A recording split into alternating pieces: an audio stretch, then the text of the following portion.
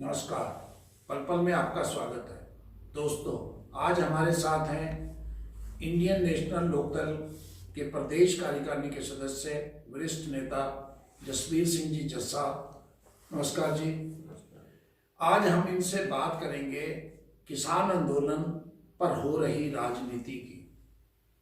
जसवीर सिंह जी, जैसा कि पूरा देश जानता है, पिछले 26 दिनों से किसान आंदोलन कर रहे हैं और पंजाब के किसान और हरियाणा के कुछ इलाकों के किसान पिछले 4 महीनों से आंदोलन कर रहे हैं। सरकार उनकी बात सुन रही है लेकिन मान नहीं रही। लेकिन इनेलो सहित राजनीतिक दल भी राजनीति करने में जुटे हुए हैं। लोगों को ऐसा लगने लगा है। आपका राजनीतिक दल इंडियन नेशनल लोकदल की क्या भूमिका है किसान आंदोलन में और उसका क्या मानना है? आप इसके बारे में क्या हमारे दर्शकों को बताएंगे? हाँ जी भाटिया जी, जो आपने कहा कि राजनीतिक पार्टियों की दखल की बात कही है, इंडियन नेशनल लोकदल सदा ही किसान के लिए उन्होंने आवाज बुलंद की है। चाहे चौधरी देवीलाल से लेके आज तक जब जब भी किसान की बात हुई है तो चौधरी देवीलाल ने भी, आपके याद होगा कि जब वो मुख्यमंत्री थे उस टाइम भी जब कोई आँच आई किसान के ऊपर तो उन्होंने त्याग पत्र दे दिया था। दूसरी बात आप कह रहे हो कि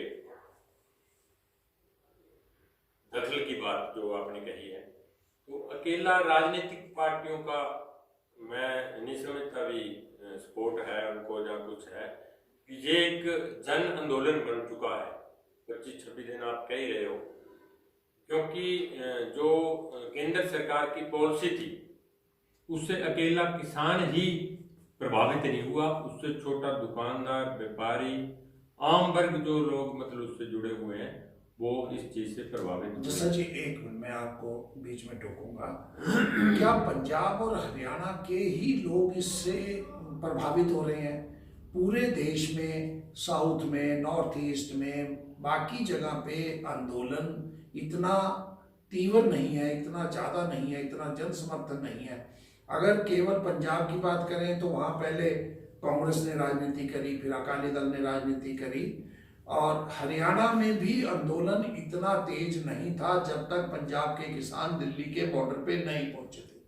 तो क्या लगता है, आपका राजनीतिक दल भी पंजाब के राजनीतिक दलों की तरह इसमें दखल दे रहा है, उनकी सपोर्ट कर रहा है और इस वजह से ये केवल 2 स्टेटों तक सीमित है? नहीं, मैं बताता हूँ आपको, शायद पूरी बात आपको क्वेश्चन जो किया है मेरे ख्याल से सही नहीं है ये क्वेश्चन। क्योंकि जो आंदोलन है ये, पहली बात तो ये है कि सारे देश के अंदर ही ये आंदोलन है, क्योंकि किस तरीके को ये महाराष्ट्र से भी किसान वहाँ से चले हैं दिल्ली के लिए, और मध्य प्रदेश में भी है, कर्नाटका में भी है और राजस्थान के अंदर भी है। चलो, दूसरी 2 स्टेटों की बात करी है आपने, हरियाणा और पंजाब की। दूसरे स्टेटों में भाटिया जी मंडीकरण की व्यवस्था सही है ही नहीं, और हरियाणा और पंजाब के अंदर जो मंडी सिस्टम है, प्रदेश के 29 जो प्रदेश हैं कहीं भी इनके बराबर नहीं है। और एमएसपी इन्होंने घोषित तो कर दी और एमएसपी किसान को कहीं मिली नहीं सिवाय 2 स्टेटों के बगैर। इसलिए हरियाणा और पंजाब के जो किसान हैं ज़्यादा मतलब इसमें अवेयर भी कह सकते हैं इसको हम, कि अपनी एमएसपी लेने के लिए वो अवेयर है। और दूसरी बात, अगर कहते हो कि 26 दिन हो गए धरना बढ़ रहा है और वो बात कह रही है और सुन नहीं रही गवर्नमेंट, केंद्र सरकार है जो, मैं आपको बताता हूँ ये इन्होंने एक आईटी सेल के माध्यम से बीजेपी ने और प्रचार ऐसे शुरू कर दिया जैसे ये किसान नहीं है, कोई देशद्रोही है। आपने सुना होगा कि जो किसान धरने पे बैठे हैं अपने अपने चैनलों के माध्यम से इन्होंने किसी को देशद्रोही कहा, किसी को खालिस्तानी कहा, किसी को मायावादी कहने का काम किया। मैं आपके माध्यम से पूछना चाहता हूं कि जो डेमोक्रेटिक तरीके से देश का नागरिक अपने हक की लड़ाई लड़ता है तो उनको जो देशद्रोही की संज्ञा देते हैं। अगर कोई इनकी सपोर्ट करता है तो वो राष्ट्रभक्त है, तो इनसे सर्टिफिकेट लेने की जरूरत क्या है? जो सर्टिफिकेट देंगे वो असली देशभक्त है। देखो, पहले आपके नेता जो सुप्रीम नेता है अभय सिंह चौटाला, उन्होंने विधानसभा में भी कहा कि एक लाइन अगर एमएसपी लिख दी जाती तो क्या दिक्कत थी। अब सरकार एमएसपी मानने को तैयार है, लिखित रूप में देने को तैयार है। क्या आपके नेता का, आपके राजनीतिक दल का बयान आया किसानों को भी आप दोबारा विचार करो, सरकार एमएसपी दे रही है तो आप इसको वापस लो। किसी भी आपको पता होगा इस बात का कि बातें करते हैं। सिर्फ पहले दिन इन्होंने जब संगठन के नेताओं को बुलाया, 40 आदमी बुलाए थे, उसके बाद 13 आदमी बुलाने का काम किया इन्होंने।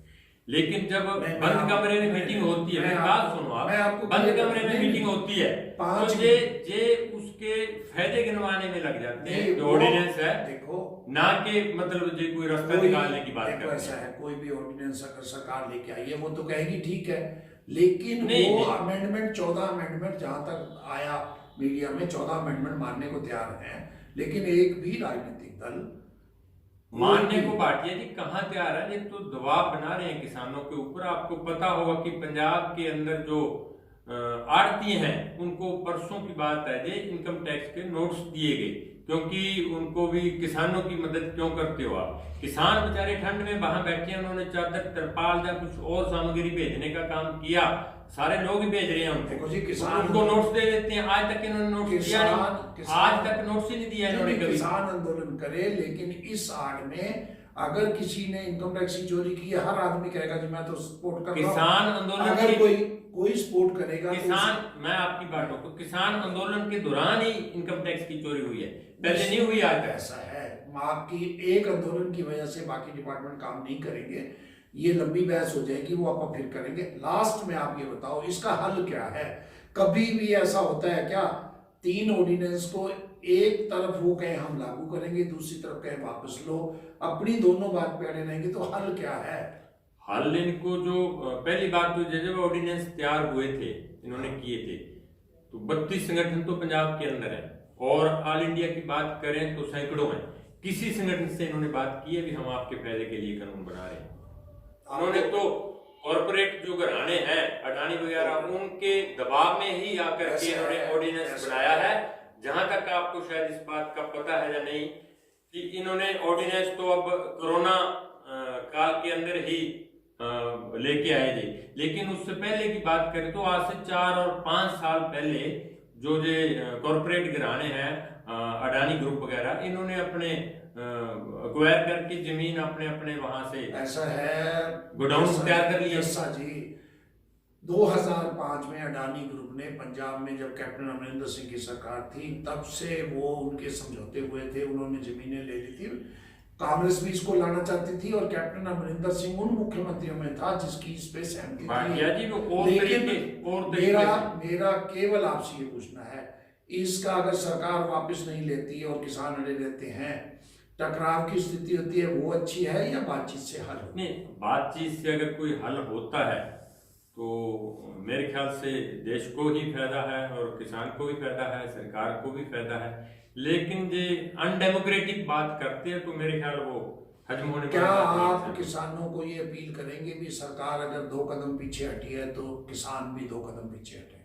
नहीं, किसानों की तो इसमें कोई बात ही नहीं है पीछे हटने वाली या आगे बढ़ने वाली। वो तो अपना एक डेमोक्रेटिक तरीके से जो उनकी डिमांड है वो मांग रहे हैं और उल्टा जे मुकदमे बना रहे हैं उनके खिलाफ सरकार ही बना रही है। यूपी में आपको पता होगा, उत्तर प्रदेश के अंदर जो किसान आए थे उनके खिलाफ इन्होंने जाके भी आपकी गाड़ी गई है इसका चालान करेंगे, उनको आइडेंटिफाई किया गया है।